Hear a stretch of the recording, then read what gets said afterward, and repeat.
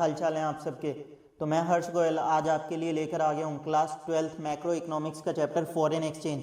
काफ़ी सारे बच्चों को इस चैप्टर में प्रॉब्लम आती है बेसिकली, तो कोई बात नहीं, देखते हैं आज कितने सारे बच्चों के कितने डाउट रहने वाले हैं। और आई होप मेरे हिसाब से आपके 99.9% डाउट्स क्लियर हो जाएंगे after this video.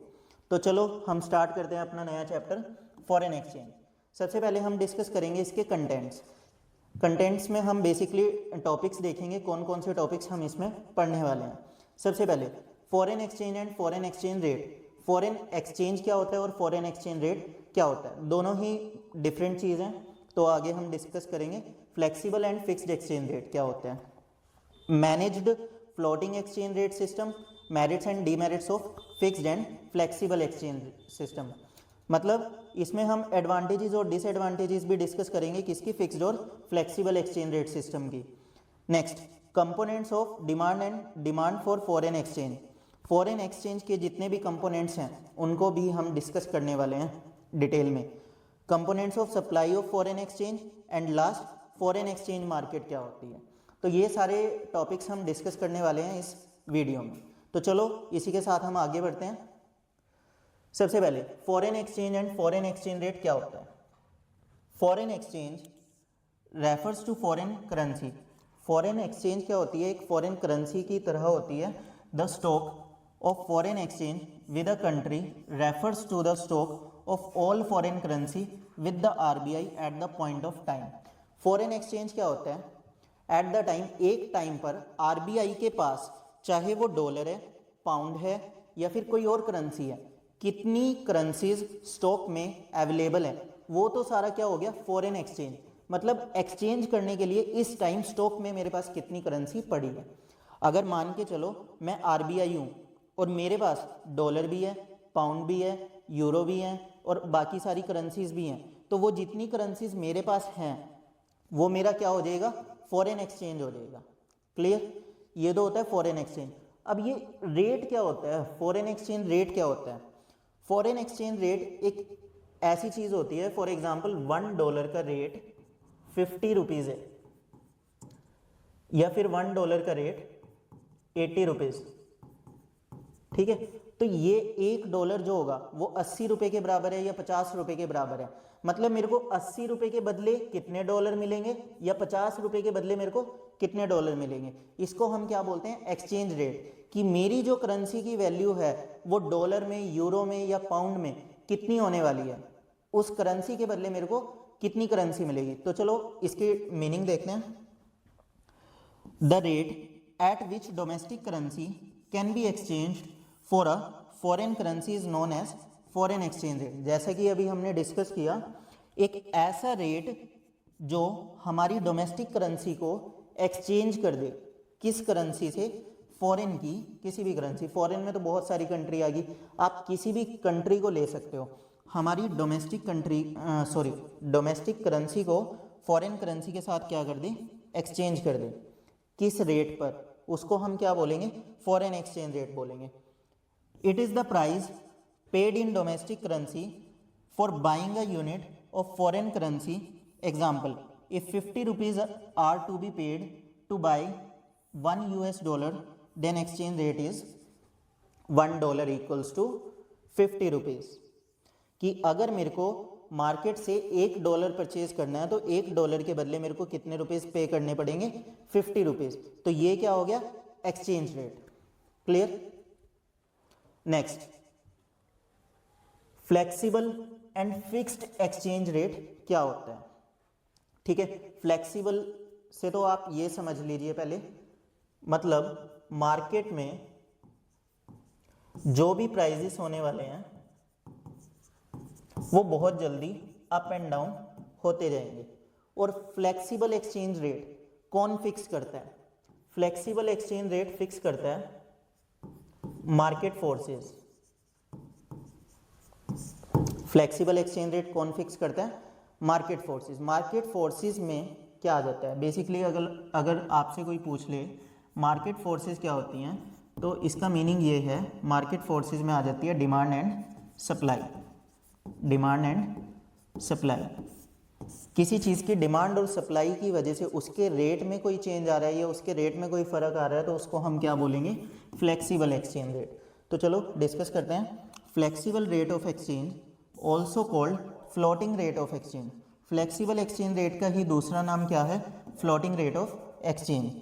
Is that rate which is determined by the supply and demand forces in the foreign exchange market. यानी कि फॉरेन एक्सचेंज मार्केट में डिमांड और सप्लाई उस प्रोडक्ट की या उस करेंसी की क्या चलने वाली है, ठीक है। The exchange rate at which demand for the foreign currency is equal to its supply is called par rate of exchange या इक्विलिब्रियम रेट ऑफ एक्सचेंज। जिस पॉइंट पर डिमांड और सप्लाई आपस में क्या हो जाएंगी, इक्वल हो जाएंगी, उस केस में हम इसको क्या बोलेंगे, equilibrium rate of exchange. Equilibrium तो हम 11th और 12th से पढ़ते ही आ रहे हैं। इक्विलिब्रियम क्या होता है, जहां पर दो चीज़ें आपस में क्या हो जाती हैं, इक्वल हो जाती है। डिमांड और सप्लाई आपस में क्या रहेंगी, इक्वल रहेंगी। एक एग्जांपल लेते हैं फ्लेक्सिबल एक्सचेंज रेट का। फॉर एग्जांपल चलो इसमें एक वेजिटेबल का एग्जांपल लेते हैं। हम मार्केट में कोई भी वेजिटेबल परचेज करने जाते हैं और उस वेजिटेबल का रेट क्या रहने वाला है, 50 रुपये किलो, ठीक है। इसमें आलू का एग्जांपल ले लो। आलू का एग्जांपल अगर हम लेते हैं 50 रुपये पर किलो है, ठीक है। अब क्या होगा, अगर आज की डेट में उसका रेट 50 रुपये किलो है और सब्जी वालों को पता लग जाएगा कि हाँ उसकी डिमांड बढ़ती जा रही है, बढ़ती जा रही है। आज 100 लोग परचेज कर रहे थे, कल 200, 300, 400, 500, मतलब आलू की डिमांड बहुत ज़्यादा बढ़ने वाली है। तो उस टाइम पे जो वेजिटेबल सेलर होएगा, जो सब्जी वाला होएगा, वो क्या करेगा, उस 50 रुपये प्रति किलो को चेंज करके क्या कर सकता है, 60 भी कर सकता है, 70 भी कर सकता है और 80 भी कर सकता है। रीजन क्या है, डिमांड बढ़ रही है, डिमांड बढ़ रही है और आलू उतना मार्केट में होगा नहीं उस डिमांड को पूरा करने के लिए। तो सेलर क्या कर देगा, उसका रेट बढ़ा देगा और उस वजह से उसकी डिमांड क्या हो जाएगी, कम हो जाएगी। कुछ टाइम के लिए वहां पर स्टेबिलिटी मेंटेन हो जाएगी। और सेम चीज़ अगर मार्केट में डिमांड कम है और आलू बहुत ज़्यादा अवेलेबल है, तो उस टाइम पे जो वेजिटेबल सेलर होएगा वो उसका प्राइस क्या कर देगा, कम कर देगा। अब देखो, जो आलू की बात हो रही है, कौन सी मार्केट की बात हो रही है, वेजिटेबल मार्केट की बात हो रही है। प्राइस कौन चेंज कर रहा है इसका, वेजिटेबल सेलर। गवर्नमेंट का तो कोई रोल नहीं है। मार्केट में डिमांड और सप्लाई की वजह से ये रेट क्या हो रहे हैं, अप एंड डाउन हो रहे हैं। तो उसको मैं क्या बोलूँगा, फ्लेक्सिबल एक्सचेंज रेट। क्यों, क्योंकि इसमें गवर्नमेंट का किसी भी प्रकार का कोई रोल नहीं होने वाला है। प्राइस कौन चेंज कर रहा है, वेजिटेबल सेलर, और डिमांड और सप्लाई की वजह से। इसलिए इसका नाम क्या पड़ गया, फ्लेक्सिबल एक्सचेंज रेट या फिर फ्लोटिंग एक्सचेंज रेट। वहीं पर अगर गवर्नमेंट का रोल आएगा तो उसको हम क्या बोलेंगे, फिक्स्ड एक्सचेंज रेट। ये अभी हम आगे डिस्कस करते हैं। क्लियर, चलो next, determinants of flexible exchange rate. Determinants क्या होने वाले हैं फ्लेक्सिबल एक्सचेंज रेट के। देखो डिटर्मिनेंट्स बेसिकली दो ही होंगे, या तो डिमांड होगी या सप्लाई होगी, ठीक है। क्या होते हैं, चलो डिस्कस करते हैं। Demand and supply of foreign exchange are two basic determinants of flexible exchange rate. Following is brief description about the both these determinants, ठीक है। या तो डिमांड या सप्लाई, दो ही डिटर्मिनेंट्स होने वाले हैं किसके, फ्लेक्सिबल एक्सचेंज रेट के। Demand for foreign exchange, demand कैसी रहने वाली है फॉरेन एक्सचेंज के वक्त, other things remaining constant, demand for foreign exchange is inversely related to the price of the foreign exchange. Higher the rate of foreign exchange lower the demand of the exchange and vice versa. Demand वाला chapter सबने पढ़ा है, उसी का rule थोड़ा सा apply हो रहा है। देखो, demand for the foreign exchange is inversely related to the price. Foreign exchange की डिमांड किससे इन्वर्स होने वाली है, प्राइस से। यानी कि अगर रेट क्या हो गया, बढ़ गया, तो डिमांड तो ऑटोमेटिकली कम होनी होनी है। जब रेट बढ़ेगा तो डिमांड तो कम होएगी, और अगर रेट क्या हो जाएगा, कम, तो डिमांड क्या हो जाएगी, बढ़ जाएगी। रेट कम होएगा तो डिमांड बढ़ जाएगी। तो चलो डायग्राम में डिस्कस करते हैं। डायग्राम देखते हैं इसका क्या होने वाला है। देखो, ये मेरे पास रेट 1 है, रेट 2 है, ये इंडियन रुपीस टू डॉलर में है, ठीक है। यहाँ पर यूनिट्स आने वाली हैं, 100 यूनिट चाहिए या 200 यूनिट। जब एक्सचेंज रेट क्या था, ज़्यादा था, $1 के बदले आपको कितने रुपए देने पड़ रहे हैं, 70। तो डिमांड क्या थी, कम। जैसे ही रेट क्या आया, डाउन, रेट हो गया कम, तो डिमांड तो ऑटोमेटिकली बढ़ ही जाएगी। पर ऐसा करना क्यों है, रीज़न क्या है इस चीज़ का? देखो, पहले $1 का रेट कितना चल रहा था, 50, और अब $1 का रेट कितना चल रहा है, 80 रुपये। ठीक है, तो देखो एक छोटी सी बात है, अगर पहले $1 लेने के बदले तुम्हें बाहर 50 रुपीज़ पे करने पड़ रहे थे, 50 रुपये पे करने पड़ रहे थे बाहर, तो उस टाइम तो कम ही जा रहे थे, तो तुम ज़्यादा से ज़्यादा क्या करोगे, डॉलर की डिमांड करोगे। रीज़न क्या है, उस टाइम हमारी करेंसी बाहर वालों के पास कम जा रही है, रेट कम है, तो डिमांड भी क्या हो जाएगी, बढ़ जाएगी। पर अगर तुम्हें $1 के बदले 80 रुपये देने पड़ जाएंगे, उस टाइम पे करेंसी का प्राइस क्या है, हाई है, डिमांड क्या होएगी, कम होएगी। क्यों कम होएगी, क्योंकि यूएस के पास तो हमारे 80 रुपये जा रहे हैं, पर हमारे पास तो सिर्फ एक ही डॉलर आ रहा है, जबकि पहले हमारे सिर्फ 50 रुपये जा रहे थे। अगर अब 80 रुपये जाएंगे, रेट बढ़ गया ना, तो तुम क्या कर दोगे, डिमांड कम कर दोगे, क्योंकि हमारे पास यूएस की करेंसी क्या आ रही है, कम आ रही है। Clear? Flexible exchange rate demand और सप्लाई की वजह से चेंज होता है, गवर्नमेंट का किसी प्रकार का कोई रोल नहीं होगा, मार्केट फोर्सेस इसे चेंज करेंगी। Next, supply of foreign exchange. देखो, सप्लाई ऑफ फॉरेन एक्सचेंज बिल्कुल ऑपोजिट है किसका, डिमांड ऑफ फॉरेन एक्सचेंज का। Other things remaining constant, supply of foreign exchange is positively related to the rate of foreign exchange, thus higher the rate of foreign exchange higher the supply of foreign exchange and vice versa. यानी कि supply और rate जो है वो आपस में directly proportional है। अगर रेट क्या होगा, इंक्रीज हो जाएगा, सप्लाई भी क्या हो जाएगी, इंक्रीज हो जाएगी, और रेट क्या होएगा, डिक्रीज होएगा, तो सप्लाई भी क्या हो जाएगी, डिक्रीज हो जाएगी। मतलब अगर आपके पास कोई चीज़ स्टॉक में अवेलेबल है, स्टॉक का मतलब काफ़ी सारी यूनिट्स उसकी अवेलेबल है, आपको पता है आने वाले समय में उस चीज़ का प्राइस क्या हो जाएगा, बढ़ जाएगा। तो जब उसका प्राइस बढ़ेगा तब आप मार्केट में सप्लाई क्या करोगे, ज़्यादा, मतलब 100 यूनिट की बजाय 200-300 यूनिट्स निकाल दोगे। रीज़न क्या है, उस चीज़ का प्राइस क्या हो गया, मार्केट में बढ़ गया। और जब उस चीज़ का प्राइस क्या हो जाएगा, कम हो जाएगा, तब आप सप्लाई क्या कर दोगे, कम कर दोगे मार्केट में। तो देखते हैं डायग्राम के थ्रू इसमें क्या आने वाला है। देखो, जब रेट ज़्यादा था तब सप्लाई क्या थी, ज़्यादा। रीज़न क्या है, अगर मैं इसे यूएस के अकॉर्डिंग देखता हूँ, ठीक है, यूनाइटेड स्टेट के अकॉर्डिंग देखता हूँ, यूनाइटेड स्टेट क्या सोचता है, $1 का प्राइस 70 रुपये है, तो यूएस सोचेगा मेरे को इस समय डॉलर की सप्लाई करने में फ़ायदा है। रीज़न क्या है, अगर वो डॉलर की सप्लाई ज़्यादा कर देगा तो उसे 70 रुपये के हिसाब से पेमेंट मिलेगी, और अगर वो डॉलर की सप्लाई कम करता है, जब डॉलर का रेट कितना होएगा, 50 रुपये, ठीक है, यहाँ पर उसे डॉलर की सप्लाई बढ़ानी नहीं है, डॉलर की सप्लाई उसे बढ़ानी नहीं है। रीज़न क्या है, उसे 50 रुपये मिलेंगे, कम मिलेगा।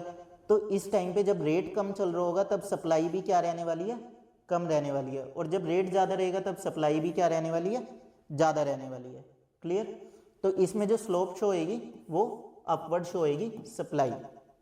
हमारा नेक्स्ट टॉपिक क्या आने वाला है, इक्विलिब्रियम रेट ऑफ एक्सचेंज और par rate of exchange. Equilibrium rate of exchange और पार रेट ऑफ एक्सचेंज दोनों एक ही मेथड के नाम है।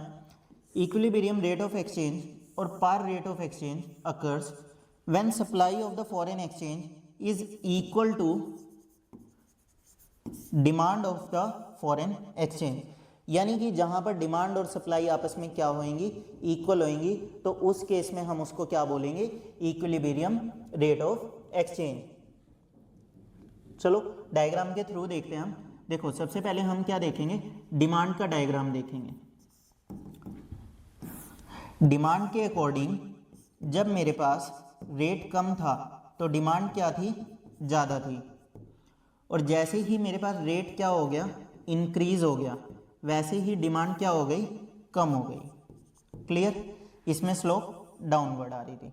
ये मेरे पास डिमांड का कर्व था, और अगर मैं सप्लाई का कर्व देखता हूँ तो सप्लाई के कर्व में क्या था, जब रेट कम था तो सप्लाई भी क्या थी, कम थी, और जैसे ही रेट बढ़ गया तो सप्लाई क्या हो गई, बढ़ गई। इसमें स्लोप अपवर्ड के थ्रू थी। ये सप्लाई की है और ये डिमांड की है। अब मैं इन दोनों डायग्राम को क्या करने वाला हूँ, कंबाइन करने वाला हूँ। तो अगर मैं कंबाइन करता हूँ, सबसे पहले रेट 1, जब रेट कम था तो डिमांड क्या थी, ज़्यादा थी, और सप्लाई क्या थी, कम थी। ये मेरे पास क्या आ गई, सप्लाई। और अब जैसे ही रेट मैंने क्या किया, बढ़ा दिया, रेट बढ़ाने की वजह से सप्लाई क्या हो गई, बढ़ गई, और डिमांड क्या हो गई, कम हो गई। डिमांड कम हो गई और सप्लाई बढ़ गई। तो ये देखो, ये तो आ गई हमारी सप्लाई की स्लोप, और यहाँ से हमारे पास क्या आ गई, डिमांड की स्लोप। तो ये जो इंटरसेक्टिंग पॉइंट है, जहाँ पर ये आपस में दोनों कट कर रहे हैं, यानी कि यहाँ पर मेरी डिमांड और सप्लाई क्या है, इक्वल है। देखो, जैसा कि यहाँ पर रेट था और यहाँ पर रेट था, रेट 1 और रेट 2। यहाँ पर जब रेट कम था तो डिमांड क्या थी, ज़्यादा, और सप्लाई क्या थी, कम। रेट बढ़ा, सप्लाई कम हो गई, और डिमांड क्या हो गई, सॉरी, डिमांड कम हो गई और सप्लाई हमारी इंक्रीज हो गई रेट बढ़ने की वजह से। यहाँ पर ये डिमांड की स्लोप आ गई और ये सप्लाई की। यहाँ पर जब इसने कट किया तो इस पॉइंट को हमने क्या नाम दिया, इक्विलिब्रियम पॉइंट का नाम दिया। सेम ग्राफ हमने यहाँ ड्रॉ किया, ये पॉइंट हमारा क्या हो गया, इक्विलिब्रियम पॉइंट। इक्विलिब्रियम पॉइंट पर यहाँ पर मेरा क्या आ गया, रेट और डिमांड और सप्लाई, जहाँ पर डिमांड और सप्लाई आपस में क्या होने वाली है, इक्वल। सेम चीज यहां पर डिस्कस हो रही है। क्लियर? तो चलो, इसी के साथ हम अपने नए टॉपिक की तरफ बढ़ते हैं। हमारे नए टॉपिक का नाम क्या होने वाला है, इम्पैक्ट ऑफ चेंज, इंक्रीज और decrease in demand and supply. अब अगर डिमांड और सप्लाई किसी भी प्रकार से चेंज हो रही है या किसी भी मेथड से चेंज हो रही है, डिमांड चाहे बढ़ रही है, कम हो रही है, या सप्लाई कम ज़्यादा हो रही है, तो उसकी वजह से क्या क्या इम्पैक्ट हमारे पास पड़ने वाले हैं। सबसे पहले, an increase in demand for foreign currency means that people want to buy more of that currency at the same exchange rate. यानी कि अगर डिमांड इंक्रीज हो रही है, इसका मतलब क्या हो रहा है, उसी रेट पर जो पीपल्स हैं, उसी रेट पर पर्सन्स जो हैं, वो उस करेंसी को और परचेज करना चाह रहे हैं और उसकी डिमांड हो रही है, तो उसको हम क्या बोलेंगे, increase in demand. Decrease in demand का क्या मतलब हुआ, बिल्कुल ऑपोजिट। उसी रेट ऑफ एक्सचेंज पर पीपल्स जो हैं वो उस करेंसी को और ज़्यादा कम खरीदना चाह रहे हैं, उसको खरीदना नहीं चाह रहे हैं। रीज़न क्या है, उसके लिए उन्हें ज़्यादा पे करना पड़ेगा, तो डिमांड क्या हो रही है, कम हो रही है। सेम चीज़ सप्लाई में है, अगर सप्लाई किसी चीज़ की इंक्रीज हो रही है तो इसका मतलब क्या है, जो फॉरेन है वो सेम रेट पर अपनी करेंसी को और ज़्यादा क्या करना चाह रहा है, सप्लाई बढ़ाना चाह रहा है। यानी कि जब रेट इंक्रीज हुआ था तो सप्लाई भी क्या हो रही थी, इंक्रीज। अब फॉरेन वाले क्या कह रहे हैं, इसी रेट पर हमें और ज़्यादा सप्लाई करनी है, तो वो क्या हो गया, इंक्रीज इन सप्लाई। और अगर कोई रेट कम चल रहा है तो उसी रेट पर फॉरेन वाले सप्लाई क्या देना चाह रहे हैं, कम, तो उसको हम क्या बोलेंगे, decrease in supply. Clear? We will look for situations how these affect our exchange rates. मतलब ये 4 सिचुएशंस अब हमारे एक्सचेंज रेट को कैसे अफेक्ट करती है, increase in demand, decrease in demand, increase in supply और डिक्रीज इन सप्लाई। सबसे पहले सिचुएशन 1। सिचुएशन 1 हमारे पास क्या थी, impact of increase in demand for foreign currency, US dollar depreciation और डोमेस्टिक करेंसी। सबसे पहले डेप्रिसिएशन ऑफ डोमेस्टिक करेंसी। अब देखो बच्चों, डेप्रिसिएशन क्या होता है और एप्रिसिएशन क्या होता है और डीवैल्यूएशन क्या होता है। क्लियर? डेप्रिसिएशन और डीवैल्यूएशन के बीच में सबसे पहले मीनिंग अपना क्लियर करना। डेप्रिसिएशन क्या होता है और डीवैल्यूएशन क्या होता है। देखो, मीनिंग दोनों का बेसिकली सेम है। दोनों केस में हमारी करेंसी की वैल्यू क्या जाएगी, करेंसी की वैल्यू तो डाउन जाएगी, चाहे डेप्रिसिएशन है या फिर डीवैल्यूएशन है। पर वर्क कैसे करता है, जो डेप्रिसिएशन होता है वो मार्केट फोर्सेस की वजह से होता है, मार्केट फोर्सेस की वजह से। सीधी सी बात, डिमांड और सप्लाई की वजह से अगर हमारी करेंसी में वैल्यू कम हो रही है तो वो क्या हो जाएगा, डेप्रिसिएशन। पर अगर गवर्नमेंट की वजह से हमारी करेंसी की वैल्यू अप एंड डाउन जा रही है तो उसको मैं क्या बोलूँगा, डीवैल्यूएशन ऑफ मनी। और डेप्रिसिएशन और डीवैल्यूएशन ऑफ मनी हमेशा रेट्स के क्या होती हैं, ऑपोजिट होती हैं। रेट्स के क्या होती हैं, ऑपोजिट होती हैं। मतलब अगर $1 का रेट क्या था, 50 रुपीज़ था, और $1 का रेट अब 60 रुपीज़ हो गया, तो इसका मतलब ये नहीं है कि तुम्हारी 50 रुपये की जगह अब 60 रुपीज़ हो गया तो इसका मतलब करेंसी की वैल्यू बढ़ गई। इस चीज़ में कंफ्यूज मत होना। मैंने अभी आपको बोला है डेप्रिसिएशन और डिवैल्यूएशन ऑफ मनी वो रेट्स के क्या होंगी, ऑपोजिट होंगी। यहाँ पर अगर 50 रुपये की जगह अब 60 रुपये हुआ है तो इसका मतलब ये डेप्रिसिएशन या डिवैल्यूएशन है। अगर गवर्नमेंट ने किया तो डिवैल्यूएशन, और अगर मार्केट फोर्सेस की वजह से हुआ तो डेप्रिसिएशन। पर लेकिन ऐसा क्यों सर, यहाँ पर तो हमें वैल्यू बढ़ती हुई नजर आ रही है, तो फिर हम इसे डेप्रिसिएशन या डिवैल्यूएशन क्यों बोलेंगे? मनी की वैल्यू कम कैसे हुई है? ये तो 50 रुपये की बजाय 60 रुपये हो गए हैं, ये तो बढ़ गई है। आप सबके दिमाग में ये चीज़ आ रही होगी, कन्फ्यूजन थोड़ी सी क्रिएट हो रही है। चलो इसे एक छोटी सी चीज़ के थ्रू समझते हैं। देखो, अगर आपको पहले $1 परचेज करना था, $1 के बदले आप कितने रुपए दे रहे थे उसको? 50 रुपये। अब $1 के बदले आपको कितने रुपए पे करने पड़ रहे हैं? 60 रुपीज़। यानी कि आपके पास पहले जब 50 रुपये थे तब आप उसका $1 ले पा रहे थे, पर लेकिन अब आपके पास 50 रुपये हैं, आपको डॉलर नहीं मिलेगा जब तक आपके पास कितने रुपए नहीं होंगे? 60 रुपये। इसका मतलब आपकी करेंसी की वैल्यू फॉरेन मार्केट में गिर चुकी है। जो चीज़ आप पहले 50 रुपये की खरीद रहे थे, अब उस चीज़ के लिए आपको कितने रुपए देने पड़ रहे हैं? 60 रुपये। चीज़ तो वही है, कीमत भी वही है, ठीक है, पर लेकिन आपको करेंसी ज़्यादा देनी पड़ रही है। रीज़न क्या? आपकी करेंसी की वैल्यू डाउन हो गई है। नहीं समझ में आया? एक और एग्जांपल लेते हैं। एक जैकेट है, ठीक है, एक जैकेट का एग्जांपल लेता हूँ। उस जैकेट की कीमत 500 रुपये है। जैकेट वही है, उसकी कीमत कितनी है? 500 रुपये। 10 दिन बाद आप वो सेम जैकेट परचेज करने जा रहे हो।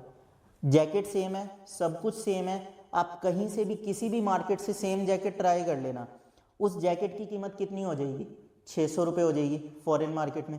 तो इसका मतलब क्या हुआ? जैकेट तो सेम है, डॉलर तो सेम ही है, पर पहले उसके लिए आपको कितने रुपए देने पड़ रहे थे? 50। अब आपको कितने देने पड़ रहे हैं? 60। तो इसका मतलब आपकी करेंसी की वैल्यू डाउन हो गई है। जो चीज़ आप 50 में खरीद पा रहे थे, अब आपको उसके लिए कितने देने पड़ रहे हैं? 60। ये होता है डेप्रिसिएशन और डिवैल्यूएशन का मतलब। डिवैल्यूएशन को थोड़ा और डिटेल में पढ़ेंगे आगे जब हमारे पास फिक्स्ड एक्सचेंज रेट आएगा। क्लियर? डेप्रिसिएशन का मतलब पता लग गया, करेंसी कैसे गिरती है मार्केट फोर्सेस की वजह से। तो चलो हम सिचुएशन 1 डिस्कस करते हैं। सिचुएशन 1 में क्या था? Demand curve shifts from D to D1. This caused a rise in the equilibrium exchange rate from OR1. Now $1 is available for 70 rupees instead of 60 rupees earlier. Thus, other things remaining constant, increase in demand for the foreign currency leads to a rise in exchange rate. इसका मतलब क्या हुआ? देखो सीधी सी बात, example के through हम देखते हैं या हम डायग्राम देखते हैं। सबसे पहले जब हमारे पास रेट क्या था? कम था। रेट कम होने की वजह से जो मार्केट है उसकी तरफ से क्या होनी चाहिए थी? सप्लाई कम होनी चाहिए थी, और डिमांड क्या होनी चाहिए थी? ज़्यादा होनी चाहिए थी। इसने यहाँ पर क्या बोला? Demand curve shift from D to D1. D से D1 पर शिफ्ट हो गया demand curve. This cause a rise in the equilibrium exchange rate OR to OR1. अब OR से कहाँ शिफ्ट हो जाएगा? OR1 पर। Now $1 is available for ₹70 instead of 60 rupees.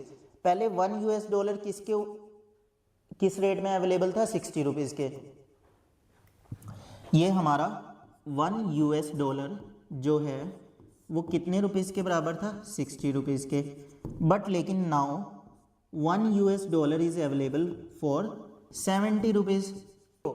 आराम से समझना कोई चीज़, अगर मार्केट में किसी चीज़ की डिमांड ज़रूरत से ज़्यादा बढ़ जाएगी तो उस समय हम क्या करेंगे? डिमांड और सप्लाई को बराबर में लाने के लिए मैं सप्लाई वाली चीज़ का रेट क्या कर दूंगा? बढ़ा दूंगा, ताकि डिमांड और सप्लाई एक्चुअल में मीट हो जाए। तो सेम चीज़ वो कहना चाह रहा है कि अगर डिमांड बढ़ती ही जाएगी, डिमांड बढ़ती ही जाएगी, डिमांड बढ़े जा रही है, तो इतनी सप्लाई लाएंगे कहाँ से? डॉलर की सप्लाई लाएंगे कहाँ से जब डिमांड इतनी ज़्यादा बढ़ रही है? तो इसका इम्पैक्ट ये पड़ेगा कि करेंसी की वैल्यू को क्या कर देते हैं? डेप्रिशिएट कर देते हैं। यानी कि सीधी सीधी बात, डॉलर को महंगा कर देते हैं। तो इम्पैक्ट क्या पड़ा? अगर डिमांड इंक्रीज हो रही है तो डॉलर को हमने क्या कर दिया? महंगा कर दिया। डॉलर पहले कितने का आ रहा था, 60 रुपए का, अब डॉलर कितने का आएगा, 70 रुपीज़ का।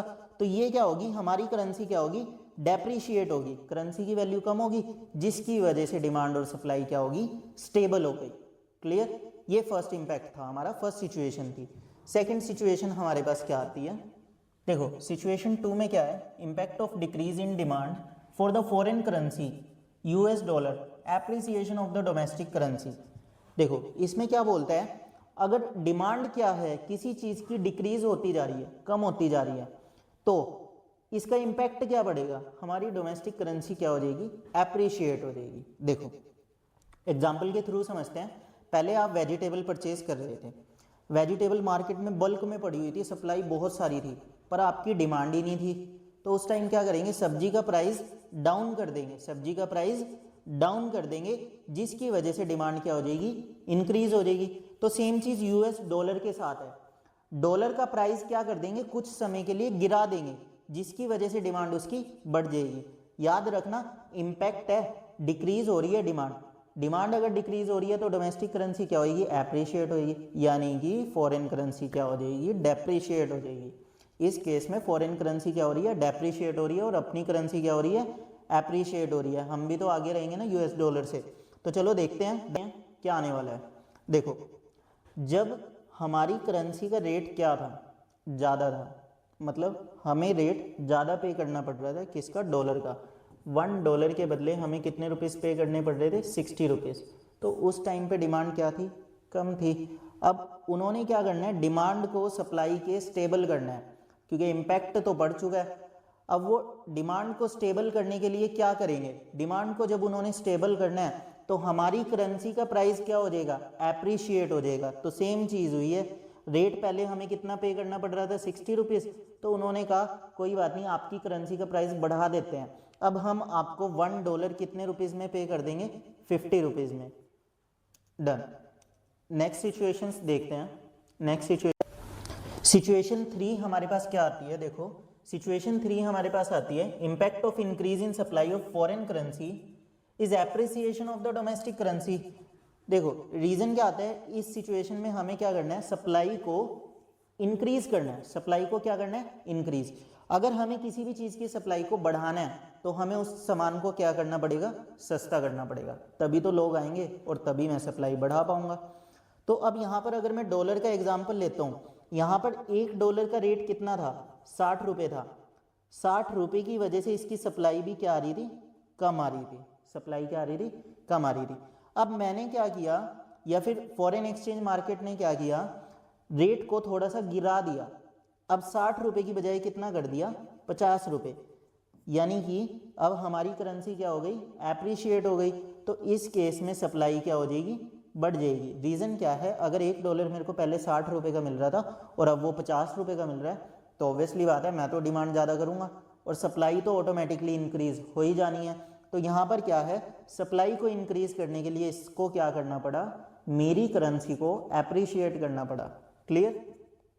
तो चलो नेक्स्ट सिचुएशन देखते हैं। नेक्स्ट सिचुएशन हमारे पास क्या आती है, impact of decrease in supply of foreign currency, depreciation of domestic currency. Reason क्या है, अब सप्लाई ज़रूरत से ज़्यादा हो गई, मतलब डिमांड बहुत बढ़े जा रही है, डिमांड बहुत बढ़े जा रही है, पर मेरे पास इस टाइम सामान कम है, यानी कि डिमांड तो बढ़ गई पर डॉलर इस टाइम कम पड़ा है। तो डॉलर की डिमांड कम हो जाए, इसके लिए मेरे को क्या करना पड़ेगा, डॉलर का रेट बढ़ा दूंगा। तो देखो पहले रेट कितना था, 50 रुपये, पहले रेट कितना था, 50 रुपये। इस केस में लोग क्या करे जा रहे हैं, डिमांड बढ़ाई जा रहे हैं, बढ़ाई जा रहे हैं, जिसकी वजह से मेरे को क्या है, सप्लाई भी ज़्यादा देनी पड़ रही है। पर अब मेरे को क्या करना पड़ेगा, सप्लाई को डिक्रीज करना है, सप्लाई को क्या करना है, डिक्रीज। तो मैं क्या कर दूंगा, डॉलर का रेट महंगा कर दूंगा, डॉलर को बढ़ा दूंगा, कितने रुपए पे ले आऊंगा, 60 रुपये पे, जिसकी वजह से इसका मतलब क्या हुआ, हमारी करेंसी की वैल्यू क्या हो गई, डेप्रिशिएट हो गई और सप्लाई क्या हो जाएगी, डिक्रीज हो जाएगी। क्लियर। नेक्स्ट, अब एप्रिसिएशन ऑफ डोमेस्टिक करेंसी और डेप्रिसिएशन ऑफ डोमेस्टिक करेंसी, इसमें डिफरेंस क्या होता है। सबसे पहला difference, it is a situation of a fall in exchange rate. Appreciation of domestic currency का क्या मतलब होता है, ये एक्सचेंज रेट में क्या कर देता है, फॉल कर देता है, यानी कि एक्सचेंज रेट हमारा क्या हो जाता है, गिर जाता है, हमारा क्या हो जाएगा, फॉल हो जाएगा। नेक्स्ट, डेप्रिसिएशन में क्या होएगा, it is a situation of rise in exchange rate, यानी कि डेप्रिसिएशन जब हमारी डोमेस्टिक करेंसी का क्या होएगा, डेप्रिशिएट होएगा, तब फॉरेन एक्सचेंज रेट क्या हो जाएगा, बढ़ जाएगा। रीजन क्या है, हमारी करेंसी क्या हो गई, सस्ती हो गई, तो लोग इसे ज़्यादा परचेज करेंगे, तो एक्सचेंज रेट क्या हो जाएगा, बढ़ जाएगा। Less rupees are needed to buy US dollar, जब हमारी करेंसी का रेट बढ़ जाएगा, मतलब एप्रिशिएट हो जाएगा, तो उस समय हमें क्या करना पड़ेगा, यूएस डॉलर को परचेज करने के लिए हमें कम पैसा देना पड़ेगा। मतलब क्या हुआ, अगर $1 पहले 40 रुपीज़ का था, $1 कितने का था, 40 रुपीज़ का था, अब मेरे को क्या करना है, एप्रिशिएट करना है। मैंने पहले भी बताया था, एप्रिशिएट और डेप्रिसिएशन ये रेट का क्या होता है, ऑपोजिट होता है। तो एप्रिशिएट का मतलब क्या होएगा, जब मैं यहाँ 40 की जगह क्या लिखूंगा, 30, यानी कि मेरे को $1 कितने का मिल रहा है, 30 रुपीज़ का, तो मेरे को $1 के लिए अब इंडियन करेंसी कम पे करनी पड़ रही है। इस पॉइंट में वो यही कहना चाह रहे हैं, less rupees are needed to buy a US dollar, but लेकिन more rupees is needed to buy a US dollar. क्यों, क्योंकि हमारी करेंसी क्या हो गई, डेप्रिशिएट हो गई। अब इसका मेन इम्पैक्ट क्या पड़ेगा, increase in supply of foreign exchange, जब मेरे को यूएस डॉलर के बदले पैसे कम देने पड़ रहे हैं, तो मैं क्या करूंगा, यूएस डॉलर ज़्यादा से ज़्यादा परचेज करूंगा, तो उन्हें क्या करनी पड़ेगी, सप्लाई को बढ़ाना पड़ेगा, वो सप्लाई क्या कर देंगे, बढ़ा देंगे, ठीक है। या फिर डिमांड क्या होएगी, decrease in demand for the foreign exchange, या फिर डिमांड हमारी क्या हो जाएगी, डिक्रीज हो जाएगी। क्लियर। नेक्स्ट, इसके कॉजेस क्या होंगे, increase in demand for the foreign exchange और decrease in supply for the foreign exchange. मतलब उस टाइम पे हम अपनी सप्लाई तो रोक देंगे और उधर से डिमांड क्या हो जाएगी, इंक्रीज हो जाएगी। हम अपनी सप्लाई क्यों रोक देंगे, रीज़न क्या है, हमें ज़्यादा पैसा पे करना पड़ रहा है, हमें अपनी करेंसी ज़्यादा देनी पड़ रही है, तो उस समय मैं क्या कर दूंगा, अपनी सप्लाई कम कर दूंगा। अब इसका एग्जाम्पल क्या बनता है, exchange rate falls from $1 equals to, example same $1 अगर मैं 40 का ले रहा हूँ, तो इसमें क्या होएगा, फॉल कर जाएगा, यानी कि 30 रुपये मेरी करेंसी क्या होगी, एप्रिशिएट हो गई। अब सेम डॉलर मेरे को कितने का मिल रहा है, 30 रुपये का। और इसमें अगर मैं एग्जाम्पल $1 का लेता हूँ, तो $1 पहले मेरे को 40 का मिल रहा था, डेप्रिसिएशन की वजह से अब वो सेम डॉलर मेरे को कितने का मिलेगा, 50 रुपीज़। क्लियर। ये मेन डिफरेंस था एप्रिसिएशन ऑफ डोमेस्टिक करेंसी और depreciation of domestic currency.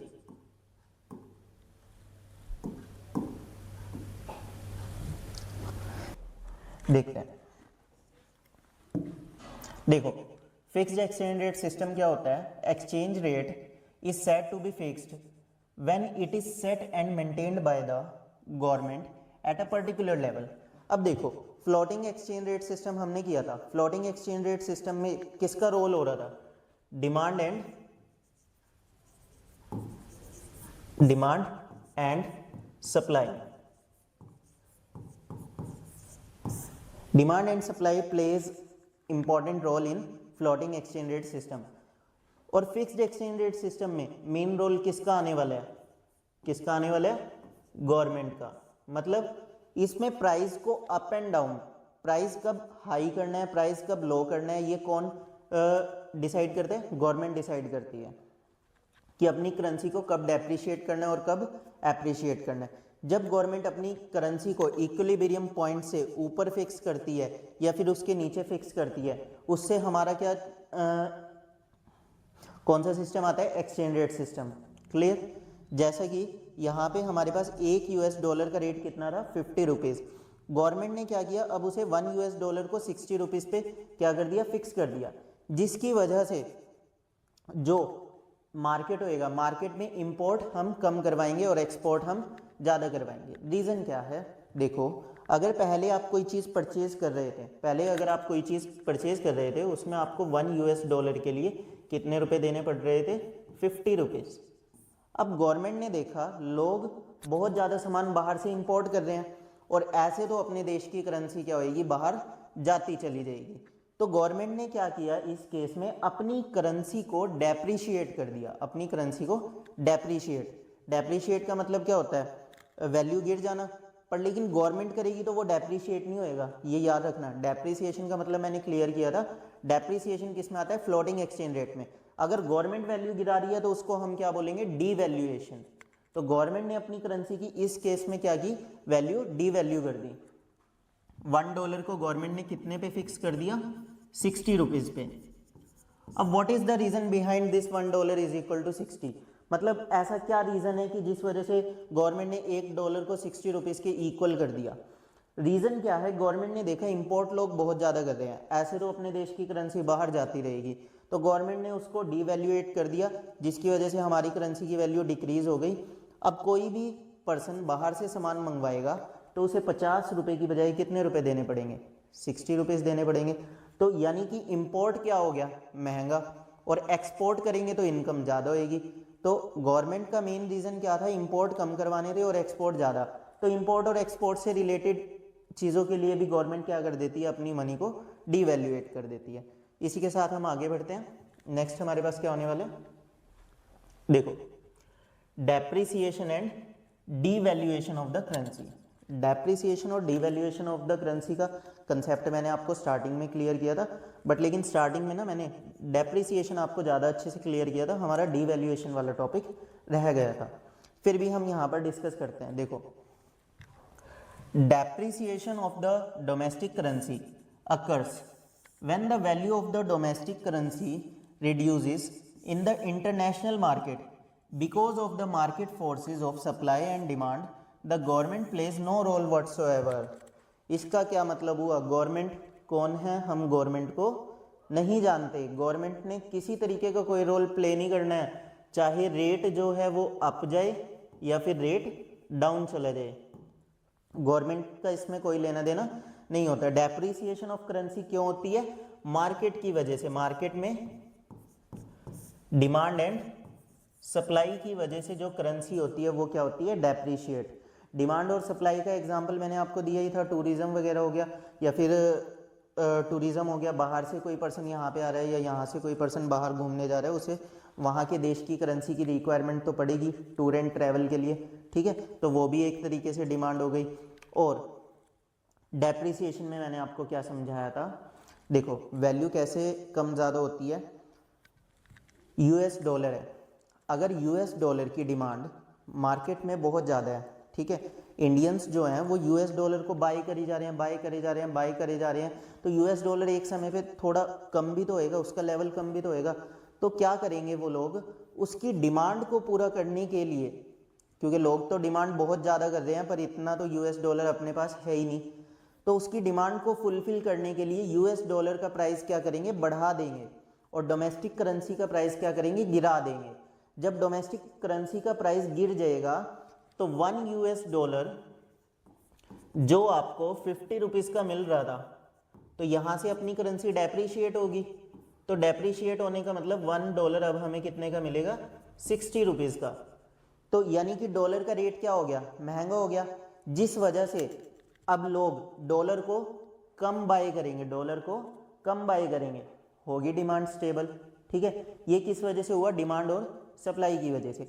But लेकिन डीवैल्यूएशन, डीवैल्यूएशन में कौन रोल प्ले करता है, डीवैल्यूएशन में deliberately reduced by the government, government का इंपॉर्टेंट रोल होता है। डीवैल्यूएशन का मतलब क्या होता है, सेम होता है, करेंसी की वैल्यू गिर जाना, पर लेकिन दोनों में कुछ तो मेजर डिफरेंस होएगा, जब भी तो दोनों को अलग अलग एक्सप्लेन किया है। दोनों में डिफरेंस यही है कि डीवैल्यूएशन में हमारी करेंसी की वैल्यू जो फिक्स करती है वो कौन करती है, गवर्नमेंट फिक्स करती है, या तो वैल्यू कम होएगी या वैल्यू ज़्यादा जाएगी। सेम केस होता है अगर $1 50 रुपीज़ के इक्वल है, तो गवर्नमेंट ने क्या किया, $1 को 60 रुपीज़ के इक्वल कर दिया, ठीक है, जिस वजह से इंपोर्ट कम हो जाएंगे और एक्सपोर्ट हमारे बढ़ जाएंगे। और इस चीज़ में कंफ्यूज मत होना कि पहले 50 था अब 60 हुआ है, तो ये तो करेंसी एप्रिशिएट हो रही है, ऐसा नहीं होता। रेट और टर्म हमेशा आपस में क्या है, ऑपोजिट है। अगर 50 से 60 आ गया तो इसका मतलब हमारी करेंसी डेप्रिशिएट या फिर डीवैल्यूएट हुई है। रीज़न क्या है, अगर पहले आप एक चीज़ को 50 रुपये का परचेज कर रहे थे, अब वही सेम चीज़ परचेज करने के लिए आपको कितने रुपए देने पड़ रहे हैं, 60 रुपये देने पड़ रहे हैं। इसका मतलब आपकी करेंसी की वैल्यू कहीं ना कहीं डाउन गई है, चीज़ तो सेम है उसी चीज़ के पहले 50 दे रहे थे पर लेकिन अब वो 60 में मिल रही है हमें। तो इसका मतलब क्या हुआ, अपनी करेंसी की वैल्यू गिर गई। Exchange rate is set lower than the equilibrium rate of exchange, यानी कि इस केस में गवर्नमेंट जो है वो इक्विलिब्रियम पॉइंट से नीचे की तरफ रेट क्या कर रही है, सेट कर रही है। पहले अगर $1 50 के इक्वल था, अब गवर्नमेंट ने $1 किसके इक्वल कर दिया, 40 के। ऐसा गवर्नमेंट कब करेगी, रीज़न क्या है, गवर्नमेंट ने एक्सपोर्ट को बनाना है चीपर। गवर्नमेंट ने एक्सपोर्ट को क्या बनाना है, चीपर, ताकि बाहर के लोग ज़्यादा से ज़्यादा एक्सपोर्ट करेंगे और ज़्यादा से ज़्यादा बाहर की करेंसी कहाँ आएगी, हमारी कंट्री में आएगी। अपने एक्सपोर्ट्स को चीपर बनाने के लिए गवर्नमेंट ने क्या किया, रेट इक्विलिब्रियम पॉइंट से नीचे सेट कर दिया। क्लियर। नेक्स्ट हमारे पास आता है एप्रिसिएशन और revaluation of currency. Clear. Appreciation क्या होता है, appreciation of domestic currency occurs when the value of domestic currency rises in the international market because of market forces supply and demand. ठीक है, देखो जैसे हमारा डेप्रिसिएशन और डीवैल्यूएशन का कंसेप्ट था ना, डेप्रिसिएशन में क्या था, वैल्यू किस वजह से गिर रही थी, मार्केट फोर्सेस की वजह से, सप्लाई और डिमांड की वजह से। और अगर सप्लाई और डिमांड की वजह से ही उस करेंसी की वैल्यू क्या हो जाएगी, इंक्रीज हो जाएगी। ठीक है, तो हम उसको क्या बोलेंगे, एप्रिसिएशन ऑफ द करेंसी। और अगर बाय चांस गवर्नमेंट उस करेंसी की वैल्यू को क्या कर रही थी, गिरा रही थी, तो उसको मैं क्या बोल रहा था, डीवैल्यूएशन। अब गवर्नमेंट ही उस करेंसी की वैल्यू को क्या कर देगी, इंक्रीज कर देगी, अपनी डोमेस्टिक करेंसी की वैल्यू को क्या कर देगी, इंक्रीज कर देगी। तो उस कंसेप्ट को मैं क्या बोलूंगा, रीवैल्यूएशन ऑफ मनी। कंफ्यूज नहीं होना, बहुत इजी टर्म्स है। $1 अगर पहले 50 रुपीज के इक्वल था और $1 अब 60 रुपीज के इक्वल है, ठीक है, ऐसा किस वजह से हुआ, मार्केट की वजह से हुआ, मार्केट फोर्सेस की वजह से हुआ। तो ये तो क्या हो गया, डेप्रिसिएशन ऑफ करेंसी। जब 50 से क्या हुआ, 60 हुआ। और अगर रिवर्स जाएगा, 60 से क्या हो जाएगा, 50 हो जाएगा, मार्केट फोर्सेस की वजह से। तो उस कंसेप्ट को मैं क्या बोलूंगा, एप्रिसिएशन ऑफ करेंसी। और अगर 50 से 60 रेट हुआ डॉलर का, किस वजह से, मार्केट की वजह से नहीं, गवर्नमेंट की वजह से। किसने फिक्स किया, गवर्नमेंट ने। तो उस केस को मैं क्या बोलूंगा, डीवैल्यूएशन ऑफ मनी। और ऐसे ही रिवर्स, अगर 60 से कहां गया, 50 पर गया, 60 से 50 पर गया, और किसने फिक्स किया, ये गवर्नमेंट ने। तो इस केस में हमारी करेंसी की वैल्यू क्या हो गई, राइज हो गई। तो उस चीज को मैं क्या बोलूंगा, revaluation of currency. Clear. Next हमारे पास क्या आता है, gold standard system of exchange rate and old variant of fixed exchange rate system. देखो इसमें उसने क्या बोला, गोल्ड एक्सचेंज रेट सिस्टम। और ये कौन सा सिस्टम है, फिक्स्ड एक्सचेंज रेट सिस्टम है, और ये काफी ओल्ड वेरिएंट है। ओल्ड वेरिएंट का मतलब क्या हुआ, देखो अब तो आप इजीली डिस्क्राइब कर लोगे कि $1 कितने रुपए के इक्वल है, $1 80 रुपीज के समथिंग इक्वल है। बट लेकिन पुराने टाइम में जब ऐसा नहीं होता था, हम करेंसी की वैल्यू डिटरमाइन नहीं कर पाते थे, तो उस केस में हम क्या करते थे कि अगर $1 का मेरे पास 2 ग्राम ऑफ गोल्ड आ रहा है, ठीक है, अगर मेरे पास $1 में 2 ग्राम गोल्ड परचेज कर पा रहा हूं मैं, ठीक है, और वहीं अगर मैं इंडियन करेंसी के अकॉर्डिंग देखूं, उस टाइम पे अगर मैं 10 रुपीज में 1 ग्राम गोल्ड परचेज कर पा रहा था, ठीक है, अगर मैं इंडियन करेंसी के अकॉर्डिंग देखूं तो जब मैं 1 ग्राम ऑफ गोल्ड 10 रुपीज में परचेज कर पा रहा था, और $1 में कितने ग्राम गोल्ड आ रहा था, 2 ग्राम। तो यानी कि $1 से मेरे को रुपीज एक्सचेंज करने में कितना गोल्ड देना पड़ेगा, 4 ग्राम गोल्ड देना पड़ेगा। और 4 ग्राम गोल्ड मेरे अकॉर्डिंग, इंडियन करेंसी के अकॉर्डिंग कितने का बन जाएगा बच्चों, 2 × 10 यानी कि 20 रुपए का। तो ऐसे वैल्यू डिटरमाइन होती थी पहले, डायरेक्टली नहीं, जैसे $1 80 रुपीज का है तो अब 80 रुपए पकड़ाए और डॉलर ले लिया, ऐसा नहीं होता था। गोल्ड को मीडिएटर रखते थे, ठीक है, अगर $1 में मेरे पास 2 ग्राम गोल्ड परचेज हो रहा था और 10 रुपए में मेरे पास 1 ग्राम गोल्ड परचेज हो रहा था, तो मेरे को $1 परचेज करने के लिए कितने ग्राम गोल्ड देना पड़ता, 2 ग्राम। और 2 ग्राम गोल्ड कितने का होता हमारी करेंसी के अकॉर्डिंग 20 रुपए का, यानी कि $1 के बदले कितने रुपए देने पड़ते 20 रुपए। ये तो था इंडियन करेंसी के अकॉर्डिंग काफ़ी ईजी एग्जाम्पल जो मैंने आपको दिया। पढ़ते हैं, देखो gold standard system of exchange rate is an old variant of fixed exchange rate system. जैसा कि अब के टाइम में तो gold exchange rate system valid ही नहीं है, मतलब हम उसे वर्क में लाते ही नहीं गोल्ड एक्सचेंज सिस्टम को। According to this system prevalent in most countries prior to 1920s, gold was taken as a common unit of parity between currencies of different countries. देखो यहाँ पर एक टर्म है यूनिट ऑफ पैरिटी और common, यानी कि 1920s के time पर 1920s के टाइम पर डिफरेंट कंट्रीज क्या करती थी, गोल्ड को एज अ कॉमन यूनिट रखती थी, रिलेशनशिप बताने के लिए दूसरी करेंसीज में कि इस करेंसी के बदले मेरे को ये कितनी करेंसी देनी पड़ेगी, डॉलर के बदले मेरे को कितने यूरोस पे करने पड़ेंगे, ठीक है। Each country was to define value of its currency in terms of gold. हर एक कंट्री अपनी करेंसी की वैल्यू किस फॉर्म में लगाती थी, गोल्ड की फॉर्म में, कि उसकी करेंसी के अकॉर्डिंग पर ग्राम गोल्ड कितना आ जाएगा। Accordingly value of one currency in terms of the other currency was fixed considering gold value of each currency. एक करेंसी की वैल्यू दूसरी करेंसी के कंपैरिजन में फिक्स कब की जाती थी, जब मैं उसे किससे कंपेयर करता था, गोल्ड से। गोल्ड को मैं कॉमन यूनिट कंसीडर करता था उस केस में। एग्जाम्पल के थ्रू समझते हैं, देखो if UK pound 4 gram of gold as and US dollar 2 gram of gold, then 1 UK pound equals to 2 US dollar. उसका कहने का मतलब क्या हुआ कि अगर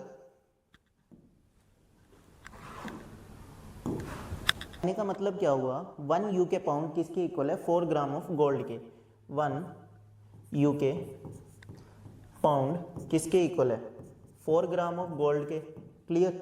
और $1 कितने ग्राम ऑफ गोल्ड के इक्वल है, $1 इक्वल है 2 ग्राम ऑफ गोल्ड के। अब मेरे को क्या करनी है, करेंसी एक्सचेंज करनी है। एक्सचेंज रेट और exchange ratio between UK pound and UK dollar 1:2। 2 US dollars would exchange for 1 UK pound. अब अगर मेरे को 1 यूके पाउंड में एक्सचेंज करना है डॉलर, $1 में कितने ग्राम आ रहा है, 2 ग्राम गोल्ड आ रहा है, और $2 में कितने ग्राम आ जाएगा, 4 ग्राम गोल्ड आ जाएगा। और 1 यूके पाउंड किसके इक्वल है, 1 यूके पाउंड है 4 ग्राम गोल्ड के। तो 4 ग्राम गोल्ड के अकॉर्डिंग मेरे को 1 यूरो के कितने रुपए देने पड़ जाएंगे, $2। यहां से वैल्यू क्या हो गई, डिटरमाइन हो गई। अगर मैं आपको इंडियन करेंसी के अकॉर्डिंग इसका छोटा सा एग्जांपल दूं तो देखो, अगर उस टाइम पे $1 में 1 ग्राम गोल्ड परचेज हो रहा था और 10 रुपीज़ में, यहाँ पर सॉरी 2 ग्राम ले लेते हैं, 2 ग्राम गोल्ड परचेज हो रहा था और उस टाइम 10 रुपीज़ में 1 ग्राम गोल्ड परचेज हो रहा था, तो अब 2 ग्राम गोल्ड कितने में परचेज हो जाएगा, 2 ग्राम गोल्ड हो जाएगा 2 रुपीज़ में, सॉरी 20 रुपीज़ में परचेज। तो $1 के अकॉर्डिंग मुझे उस टाइम कितने रुपीज़ देने पड़ते, 20 रुपीज़। क्लियर। ये इसका छोटा सा इजी एग्जांपल था कि गोल्ड स्टैंडर्ड सिस्टम के अकॉर्डिंग गोल्ड को हम एक common unit of exchange set करते थे, जिसकी वजह से हम दोनों करेंसी के बीच की वैल्यू को क्या कर पाते थे, डिटरमाइन कर पाते थे। क्लियर। नेक्स्ट टॉपिक हमारे पास क्या आता है, Bretton Woods system of exchange rate. अब ये ब्रेटन वुड्स सिस्टम क्या था, देखो ब्रेटन वुड्स किसी पर्सन का नाम नहीं है, ब्रेटन वुड्स एक अमेरिका की जगह है, उसका नाम है। कुछ समय पहले वहाँ पर बैठकर एक मीटिंग हुई, कुछ समय पहले नहीं 90s की बात है ये, 90s में वहाँ पर बैठकर एक मीटिंग हुई। उस मीटिंग में क्या डिसाइड हुआ, उस मीटिंग में ये डिसाइड हुआ कि जितनी भी करेंसीज होंगी सारी करेंसीज को हम डॉलर में मेजर करेंगे। किस में मेजर करेंगे, डॉलर में। और डॉलर की वैल्यू कैसे डिटरमाइन करेंगे, गोल्ड के बेसिस पर। यानी कि इस टाइम ब्रेटन वुड्स में क्या हो गया कि कॉमन यूनिट हमने क्या ले ली, डॉलर, और डॉलर की वैल्यू कैसे डिटरमाइन होगी, गोल्ड से डिटरमाइन होगी। ठीक है, चाहे रुपया है, यूरो है, पाउंड है, कोई भी करेंसी है, उसकी वैल्यू किस में डिटरमाइन होगी, डॉलर में, और डॉलर की वैल्यू गोल्ड में।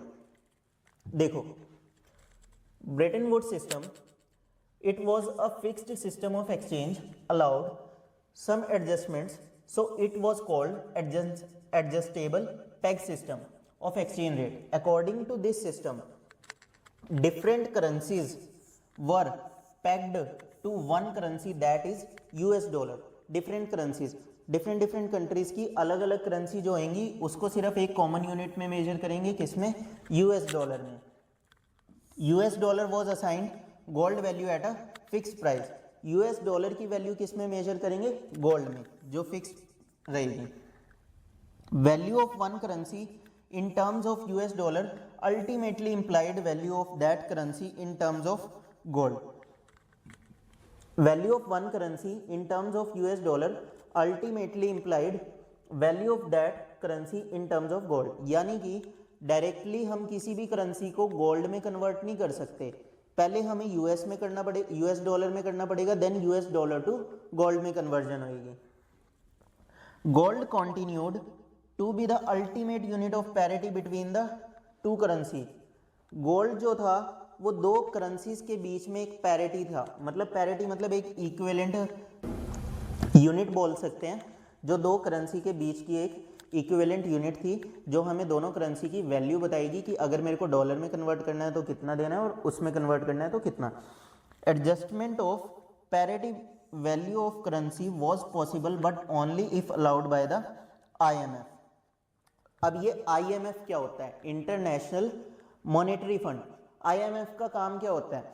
अगर किसी देश की इकोनॉमी क्या है, बहुत ज़्यादा डाउन है, तो उस देश को क्या करना पड़ेगा? अपनी करेंसी को गिराना पड़ेगा. अगर 1 US डॉलर उस टाइम पे 5 रुपये के इक्वल था और मेरे को इसे शिफ्ट करना है 1 डॉलर को कितने 4 रुपये के इक्वल लाना है, तो मैं डायरेक्टली इसको फिक्स नहीं कर सकता, ना गवर्नमेंट इसे डायरेक्टली फिक्स कर सकती. उसके लिए हमें किसकी परमिशन लगेगी? IMF की परमिशन लगेगी. पर सर ये IMF होता क्या है? इंटरनेशनल मॉनेटरी फंड होता क्या है? ये IMF एक इंस्टीट्यूशन है, ये पूरे सारे देशों के बैंक्स का मैनेजर बोल सकते हो तुम इसे, कि मतलब IMF क्या करेगा? तुम्हें शॉर्ट टर्म लोन्स प्रोवाइड करता है.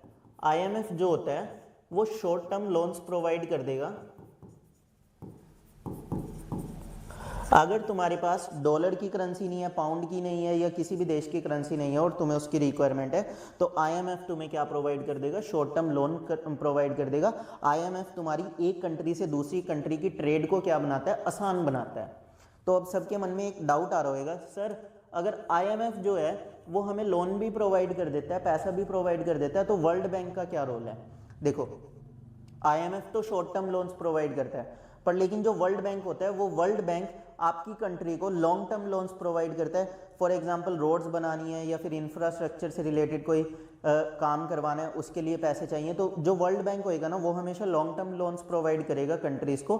बट लेकिन IMF जो होता है वो शॉर्ट टर्म लोन्स प्रोवाइड करता है. ये स्टैब्लिश इसलिए हुआ ताकि दो कंट्री या दो से ज़्यादा कंट्रीज़ की आपस में ट्रेड क्या बन जाए? थोड़ी सी ईजी बन जाए. और IMF ही वैल्यू डिटरमाइन करेगा कि कब किसकी करेंसी को कम लेकर जाना है, कब किसकी करेंसी को ज़्यादा लेकर जाना है. पर ये सिस्टम भी आने वाले कुछ समय बाद 1977 में क्या हो गया? खत्म हो गया. रीज़न क्या है?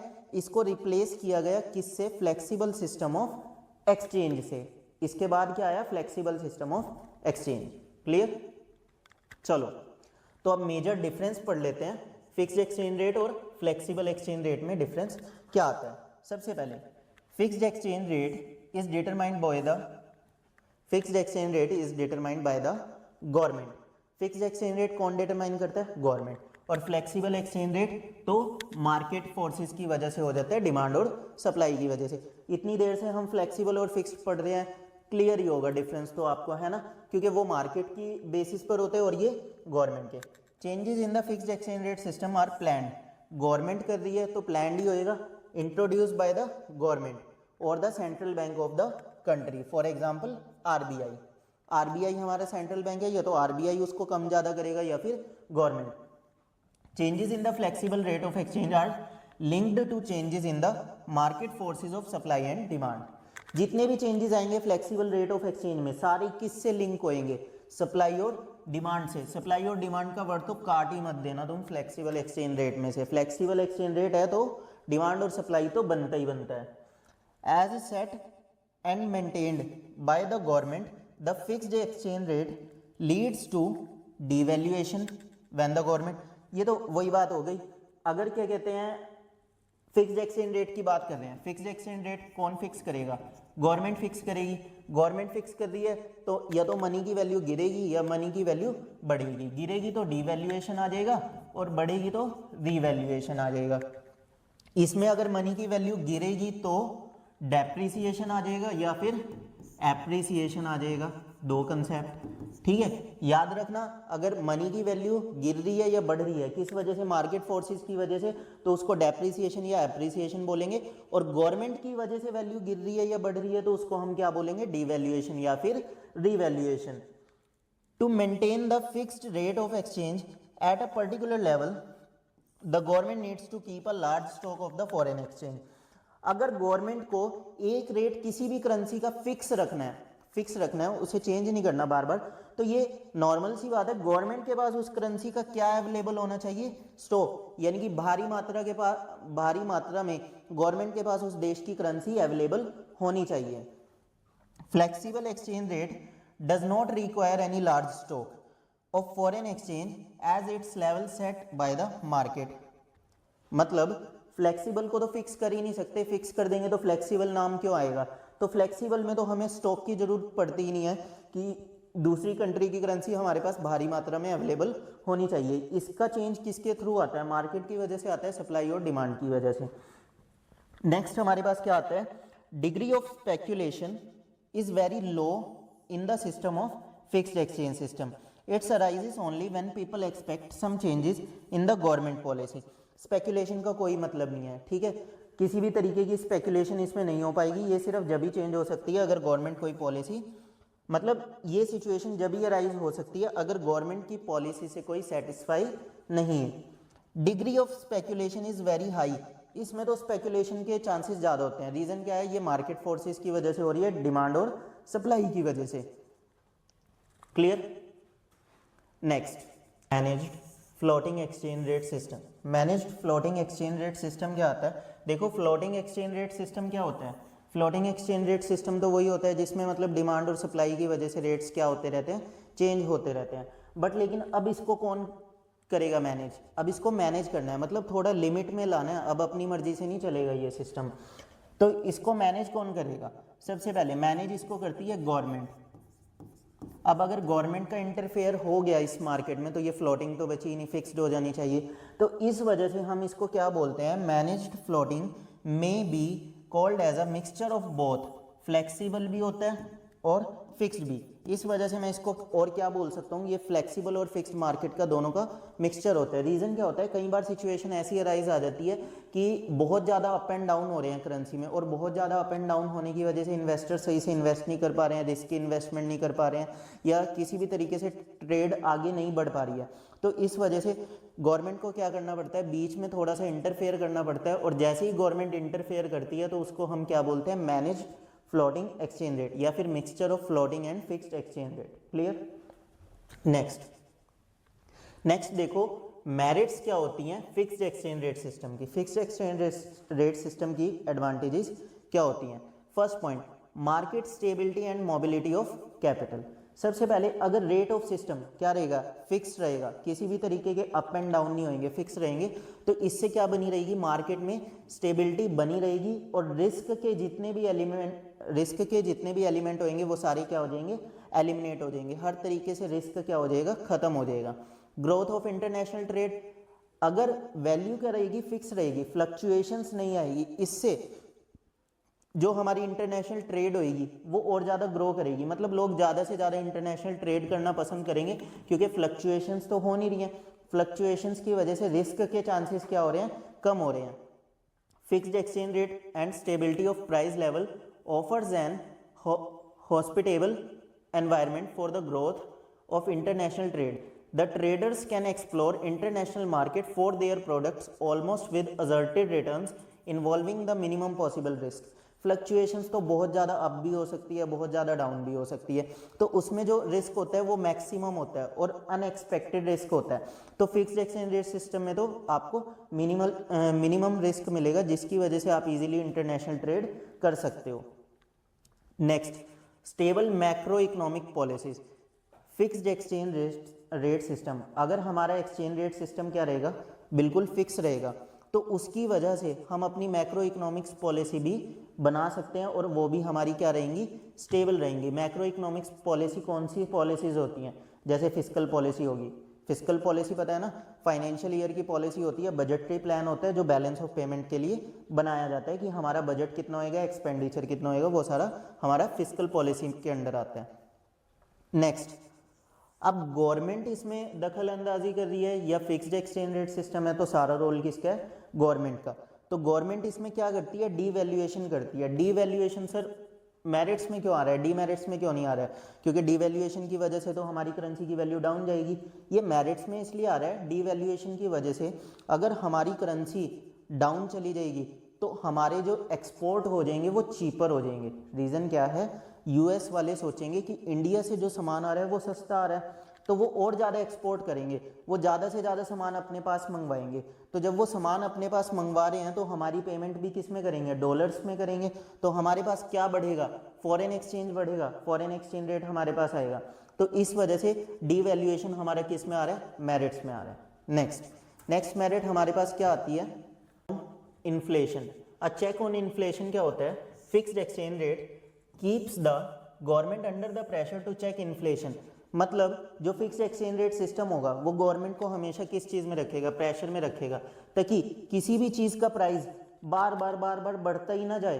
अगर बढ़ता ही जाएगा प्राइस, तो क्या हो जाएगा, डिमांड में कमी आ जाएगी। रीज़न क्या है, अगर फॉरेन एक्सचेंज का प्राइस बढ़ता जाएगा तो हमारे एक्सपोर्ट क्या होने लगेंगे, कम होने लगेंगे। तो यूएस वाले लोग भी सोचेंगे ये सामान तो बहुत महंगा मिल रहा है, तो हम यहाँ से परचेज नहीं करते, तो एक्सपोर्ट हमारे नहीं हो पाएंगे। तो इस वजह से इन्फ्लेशन को कंट्रोल भी गवर्नमेंट को करना पड़ता है under the fixed exchange rate system. Clear. Now we will discuss demerits. Demerits क्या होती हैं, सबसे पहले रिजर्व फॉर द फॉरेक्स। अगर मेरे को बाहर ट्रेड करनी है, किसी भी प्रकार की किसी भी कंट्री में ट्रेड करनी है, तो मेरे पास फॉरेक्स का क्या होना चाहिए, रिजर्व होना चाहिए। यानी कि सेंट्रल बैंक या फिर गवर्नमेंट के पास फॉरेन करेंसी पड़ी होगी तभी वो ट्रेड कर पाएगी। अगर यूएस डॉलर है तभी वो यूएस से इंपोर्ट करवा सकते हैं या यूएस से कोई चीज़ मंगवा सकते हैं। Clear. Inefficient allocation of resources. दूसरा, फिक्स्ड एक्सचेंज रेट सिस्टम के अकॉर्डिंग जो हमारे रिसोर्सेज होते हैं ना, उसका हम प्रॉपर तरीके से यूज़ नहीं कर पाते। कैसे, exchange rate fixed by the government often deviates from the equilibrium exchange rate in a free market economy. To that extent allocation of resources may not be efficient. यानी कि फ्रीली तो move कर ही नहीं पाएंगे ना रिसोर्सेज, डिमांड और supply तो आ ही नहीं रही है। तो इसका मतलब क्या हुआ, फिक्स्ड एक्सचेंज रेट सिस्टम की वजह से जो हमारे रिसोर्सेज हैं एलोकेट हो रहे हैं, उनका प्रॉपर सही तरीके से इस्तेमाल हम नहीं कर पाएंगे। Small size of forex market. Fixed exchange rate system के अंडर जो हमारी मार्केट होगी वो भी लिमिटेड ही होगी, वो स्मॉल साइज में होगी, क्योंकि वो होल मार्केट नहीं है, उसमें डिमांड और सप्लाई नहीं चल रही। When the rate of exchange is fixed, foreign exchange does not emerge as a trading commodity. ये ट्रेडिंग कॉमोडिटी से तो इमर्ज होएगी नहीं, जब फिक्स होगी हम इसमें किसी भी प्रकार की सही तरीके से हाई लेवल पर ट्रेडिंग नहीं कर सकते।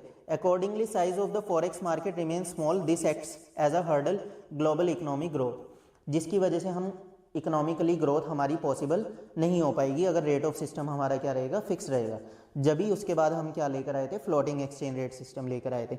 Discourage the venture capital. अगर एक्सचेंज रेट क्या रहेगा, फिक्स रहेगा, तो जो इन्वेस्टर्स होंगे ना वो ज़्यादा से ज़्यादा मनी इसमें इन्वेस्ट नहीं कर पाएंगे। रीज़न क्या रहेगा, international money market foreign exchange fails to develop as a commodity of trade. ठीक है, फॉरेन एक्सचेंज क्या हो जाएगा, इस समय पूरे तरीके से फेल हो जाएगा, वो किसी भी तरीके की कॉमोडिटी ऑफ ट्रेड नहीं करने दे पाएगा। रीज़न क्या है, ये किसके अंडर आ रहा है, फिक्स्ड एक्सचेंज मार्केट के अंडर आ रहा है। क्लियर। नेक्स्ट बस क्या आता है, merits and demerits of the flexible exchange rate. सबसे पहले मेरिट्स आती हैं। देखो, large reserves of the forex not required, मतलब ये एक काफ़ी बड़ी मार्केट होएगी, यहाँ पर रिजर्व होने कंपलसरी नहीं है।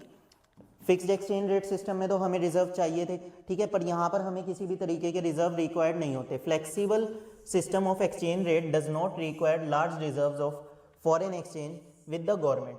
Market forces of supply and demand automatically drive the rate of exchange to the point of equilibrium. Market forces जो होती हैं वो इजीली डिटरमाइन कर लेती हैं अपने रेट्स, गवर्नमेंट का किसी भी प्रकार का कोई इंटरफेयर तो होता नहीं, तो इस वजह से हमें रिजर्व की रिक्वायरमेंट नहीं होती। उसमें एफिशिएंटली नहीं था, इसमें सारे रिसोर्सेज जितने भी होने वाले हैं वो एफिशिएंटली होने वाले हैं। रीज़न क्या है, ये काफ़ी बड़ी मार्केट होने वाली है, ठीक है।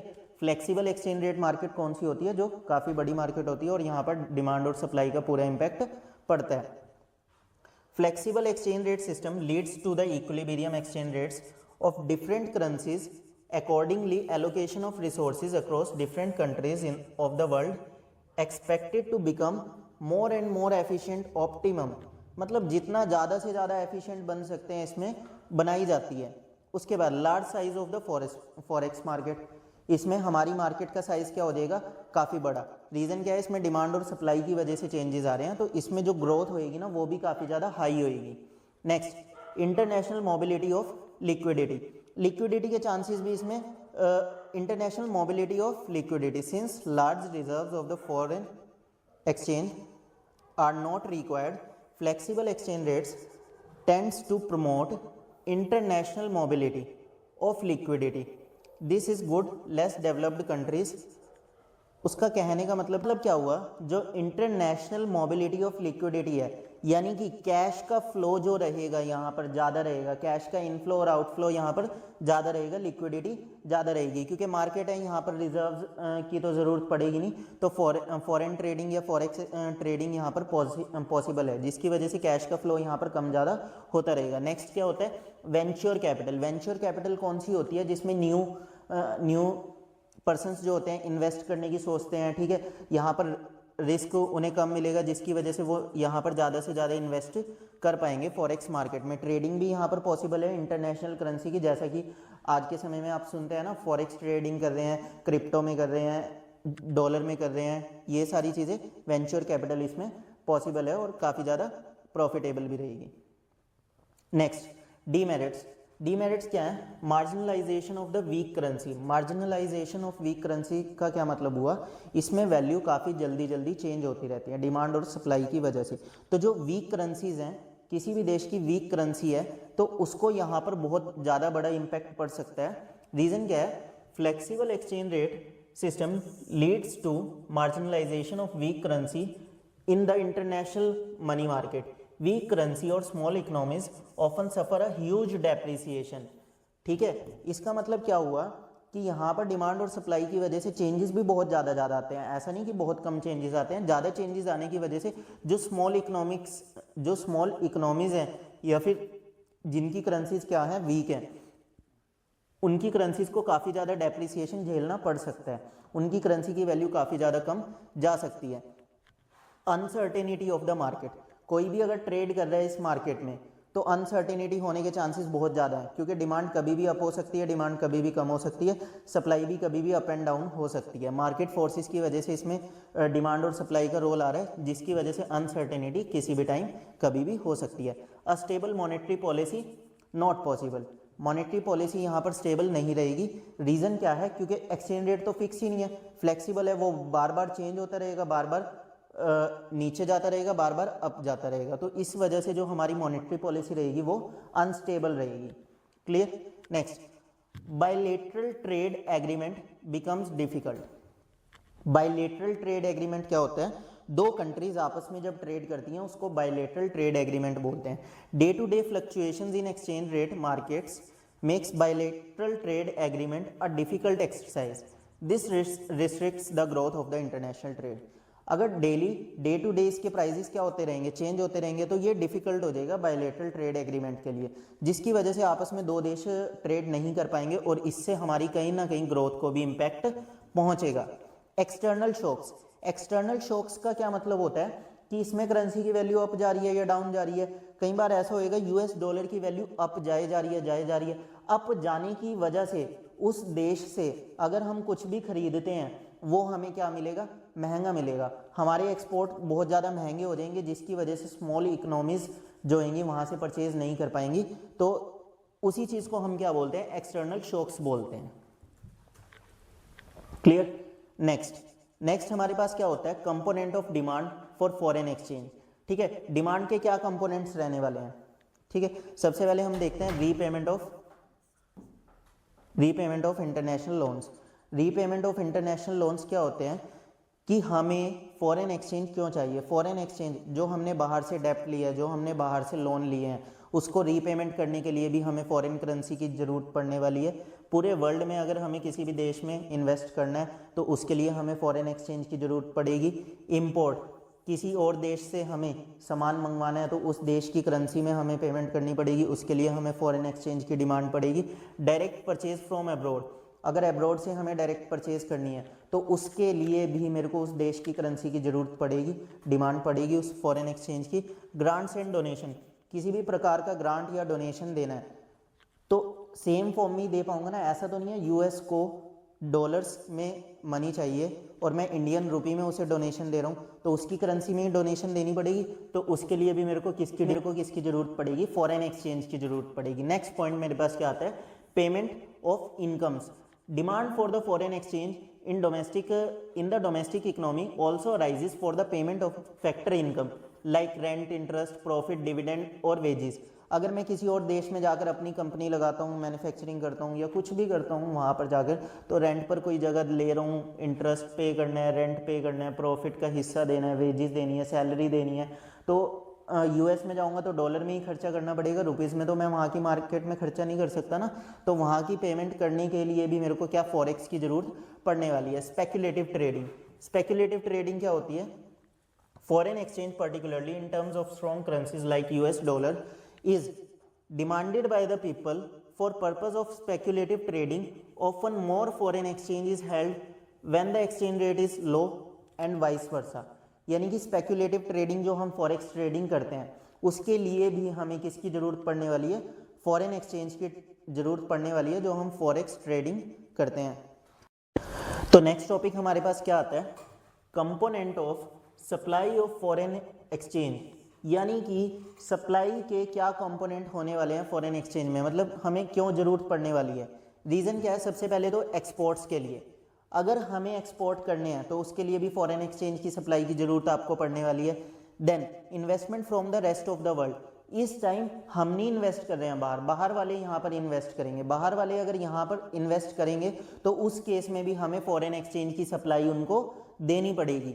Next, direct purchase by the rest of the world, अगर बाहर के पर्सन हमारी कंट्री से कोई परचेज करते हैं तो उसके लिए भी हमें किसकी रिक्वायरमेंट पड़ने वाली है, फॉरेन एक्सचेंज सप्लाई की रिक्वायरमेंट पड़ने वाली है। Next, loans from rest of the world, अगर हम बाहर की किसी भी कंट्री से लोन लेते हैं तो उसके लिए भी हमें सप्लाई ऑफ फॉरेन एक्सचेंज की रिक्वायरमेंट पड़ेगी। अगर हमारी कंट्री में कोई ग्रांट या डोनेशन आता है किसी भी प्रकार का तो उसके लिए भी हमें सप्लाई ऑफ फॉरेन एक्सचेंज की ज़रूरत पड़ने वाली है। Next, income receipt, foreign exchange also flows from the rest of the world to the domestic currency by way of income receipt. These receipt refers to the receipt of factor income from the rest of the world. यानी कि क्या रहने वाली है, ये जो income receipt रहने वाली है, foreign exchange also flows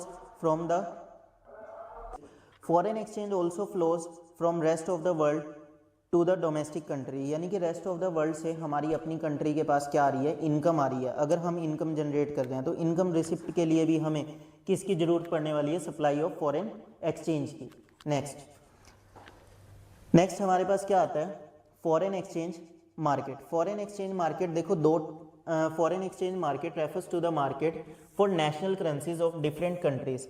foreign exchange market में डिफरेंट कंट्रीज की जो करेंसीज होंगी वो यहाँ पर अवेलेबल होंगी। इनके फंक्शन क्या रहते हैं, ट्रांसफर फंक्शन, क्रेडिट फंक्शन और हेजिंग फंक्शन। ट्रांसफर, इसके फंक्शन क्या होते हैं, ट्रांसफर फंक्शन यानी कि एक कंट्री से दूसरी कंट्री में करेंसी ट्रांसफर करने का भी function foreign exchange market perform करता है।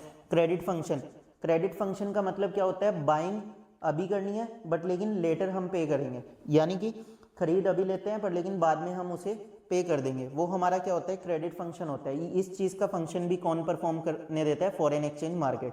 हेजिंग फंक्शन क्या होता है, फ्यूचर लॉस से बचाना, यानी कि इस मार्केट में हम क्या करते हैं, हम किसी भी कमोडिटी की वैल्यू आप फिक्स कर लेते हैं, पर आने वाले समय में हम उसकी पेमेंट आज के रेट के हिसाब से कर देंगे, आने वाले समय में चाहे उसका रेट बढ़ क्यों ना जाए। तो हैजिंग फंक्शन भी हमें यहाँ पर परफॉर्म करने के लिए मिलता है। नेक्स्ट हमारे पास क्या आएगा, देखो operation of foreign exchange market. Operation of foreign exchange market कौन ऑपरेट करता है, दो तरीके के मार्केट होते हैं, या तो स्पॉट मार्केट या फॉरवर्ड मार्केट। स्पॉट मार्केट कौन सी होती है, स्पॉट मार्केट होती है जो करंट सिचुएशंस पर बेस्ड होती है। Spot market of foreign exchange is that market which handles only a spot transaction. Spot transaction का मतलब क्या होगा, करंट ट्रांजैक्शन, अभी के अभी ट्रांजैक्शन हुई है, पेमेंट भी अभी के अभी हो जाएगी, ठीक है। प्रिंसिपल क्या रहते हैं इसके, इन terms of period of transaction spot market is of daily nature, it does not trade in future, यानी कि ये फ्यूचर में ट्रेड नहीं करेगी, ये डेली बेसिस पे ट्रेड करेगी। अगर कोई चीज़ आज परचेज की है तो पेमेंट भी आज के आज ही हो जाएगी। The rate of exchange which of the determined in the spot market is known as a spot rate of exchange. जो स्पॉट मार्केट में मैं रेट डिसाइड करता हूँ या जो भी रेट मैं पे करता हूँ उस रेट को मैं क्या बोलता हूँ, स्पॉट रेट बोलता हूँ। The spot rate of exchange for current rate of exchange, spot rate को और क्या बोल सकते हैं हम, करेंट रेट भी बोल सकते हैं। रीजन क्या है, आज के आज परचेज कर रहे हैं और पेमेंट भी आज के आज कर रहे हैं। नेक्स्ट हमारे पास क्या आता है, फॉरवर्ड मार्केट। फॉरवर्ड मार्केट को हम फ्यूचर बेस्ड मार्केट भी बोलते हैं। फ्यूचर बेस्ड मार्केट क्या होती है, कॉन्ट्रैक्ट तो मैं आज साइन कर रहा हूं पर लेकिन उसे मैटेरियलाइज्ड बाद में कर रहा हूं। Forward market of foreign exchange is that market which handles such transaction of foreign exchange that are meant for future delivery. Such transactions are signed today but are to materialized some future date. Some future date में materialize हो रही है, यानी कि हम agreement तो आज sign कर लेंगे, परचेज का ऑर्डर भी आज दे देंगे, पर पेमेंट हम फ्यूचर में पे करेंगे। फॉर एग्जाम्पल, अगर मैंने 10 बैग्स ऑफ सीमेंट का ऑर्डर दिया, 10 बैग सीमेंट के ऑर्डर दिए और एक बैग कितने का हुआ, 300 रुपये का हुआ, 3000 की वैल्यू आज मैंने डिटरमाइन कर ली। आने वाले समय में उसका रेट 350 हो जाए तब भी मेरे को 300 के हिसाब से देना है, या 250 हो जाएगा तब भी मुझे 300 के हिसाब से देना है। रीज़न क्या है, फॉरवर्ड मार्केट के अकॉर्डिंग मटेरियलाइज तो बाद में कर रहा हूँ, पेमेंट तो डिसाइड हो चुकी है ना, वो मैं फ्यूचर के अकॉर्डिंग नहीं करूँगा, जो मैंने आज डिसाइड की है उसके अकॉर्डिंग मैं पेमेंट करूँगा। Clear, it only caters to forward transaction, it does not deal with spot transaction. इसमें ऑन द स्पॉट पेमेंट नहीं होगी और इसको हम स्पॉट ट्रांजैक्शन भी नहीं बोलेंगे। It defines forward exchange rate, the exchange rate at which forward transaction are not to be honoured. ठीक है, इसमें जो भी रेट डिसाइड होएगा उस रेट को एक तो हम बोलते हैं फॉरवर्ड रेट, इट, और यहीं पर हमारा फॉरेन एक्सचेंज वाला चैप्टर खत्म होता है। ठीक है, और आई होप आपको क्लियर हुआ होगा, सारे के सारे डाउट्स आपके क्लियर हुए होंगे। अगर वीडियो अच्छी लगी हो तो प्लीज़ लाइक, सब्सक्राइब और शेयर जरूर करना। ठीक है, और ऐसी ही और वीडियोस देखने के लिए जुड़े रहें हमारे साथ।